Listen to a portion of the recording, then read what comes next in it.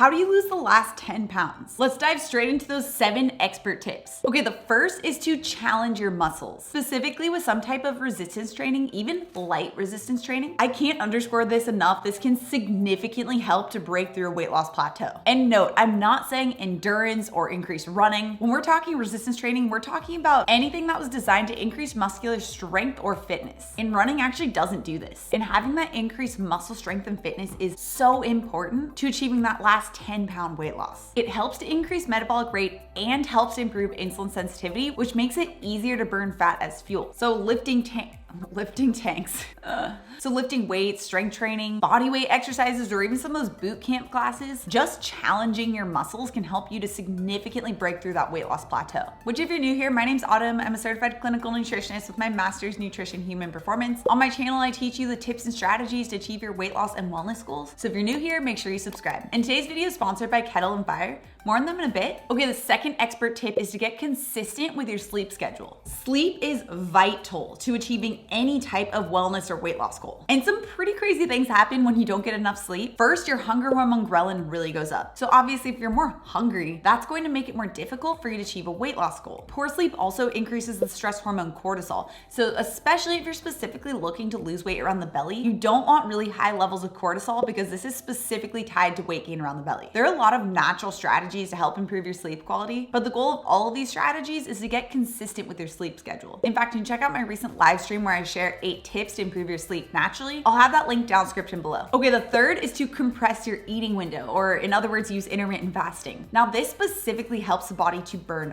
fat because intermittent fasting helps to reduce the storing hormone insulin during the fasted state. So when you are fasting, it helps to really ramp up the fat burning process. And there are problems with consistently high levels of that storing hormone insulin. In those situations, it can make it harder to lose weight around the belly because it can lead to something called insulin resistance. And eating constantly throughout the day and not having some type of fasting period each day can make it so insulin is always going to be high, or at least released throughout the day. I have a ton of free intermittent fasting resources on my YouTube and blog, but if you want more of that step-by-step, meal-by-meal direction, tips, and strategies, definitely recommend checking out my complete intermittent fasting bundle. I'll have that link down description below. It's helped literally thousands of men and women around the world and is a really great resource, especially if you're new to intermittent fasting. Okay, the fourth expert tip is to up your protein, probably pretty significantly. Now, when we're looking to achieve a weight loss goal, you're not really looking to achieve a weight loss goal. You're looking to achieve a fat loss goal because the other portions of weight include muscle and bone. And obviously you don't want to be losing that type of weight. Weight loss from bones can lead to osteoporosis or increased fractures or injuries. And weight loss from muscle can reduce your basal metabolic rate and make it so it's harder to achieve a weight loss goal in the future. Getting enough protein for your body's needs helps to protect your muscles and bones from breaking down while your body is actually using fat as fuel. But the key is that you're actually getting enough and enough of the right types of proteins. And most people think they're getting way more protein than they actually are getting. Get it? Way.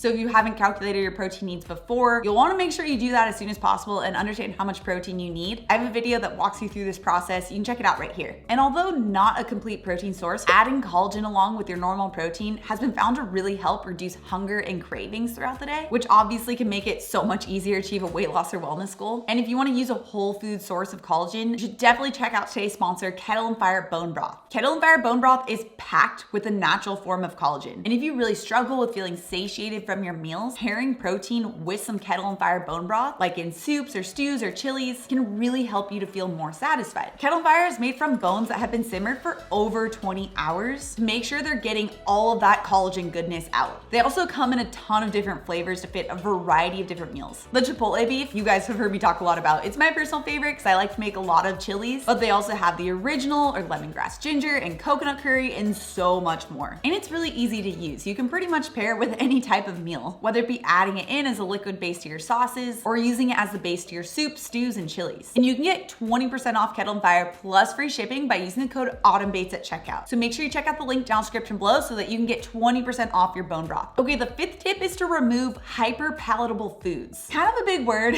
but it's something you're seeing everywhere. Hyperpalatable foods, or really processed and refined foods, were literally designed to make it so you become addicted to them. And we naturally have this satiety system within our body to make us us feel full and to prevent us from overeating. This is when we eat enough protein and fat, it raises our satiety hormones, peptide YY and CCK. But this natural satiety system gets completely bypassed by certain types of foods. And it's when you combine really sweet flavor with fat and sometimes salt that makes it such an intense flavor bomb that it can bypass our normal satiety and lead us to overeat. You see this in a lot of foods like ice cream, cakes, crackers, and even a lot of keto treats where they're inherently going to be high in fat, but then they use some type of 0-calorie sweetener that technically doesn't have sugar, but is so sweet that it can still trigger this addictive point. Okay, the 6th tip is to not snack. This kind of goes along with intermittent fasting. Now, snacks weren't really designed to make you satisfied. They rarely have enough of the protein and fat that you would need from a full meal to feel satisfied. And especially the snacks that are rich in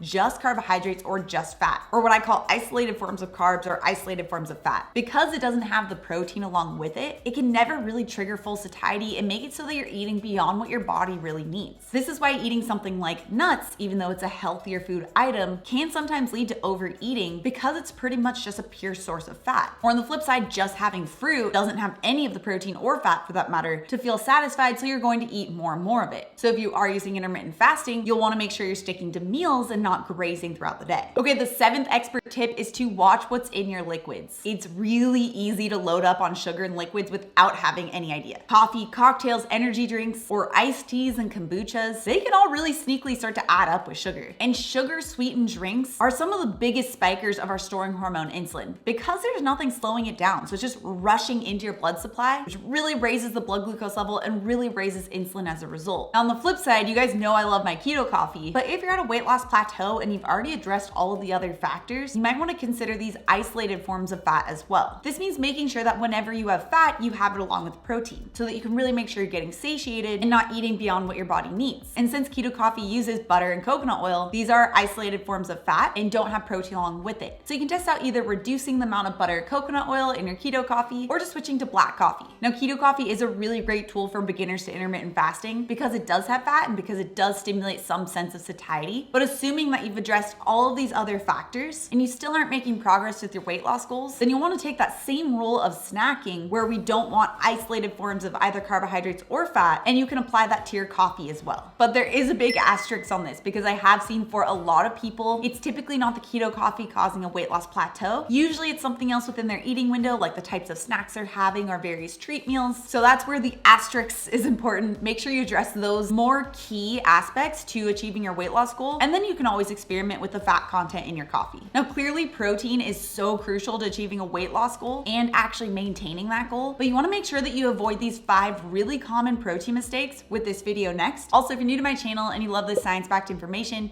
make sure you subscribe right here. Come out new videos every Tuesday and Thursday. All right, guys, thanks so much for tuning in, and I'll see you in my next video.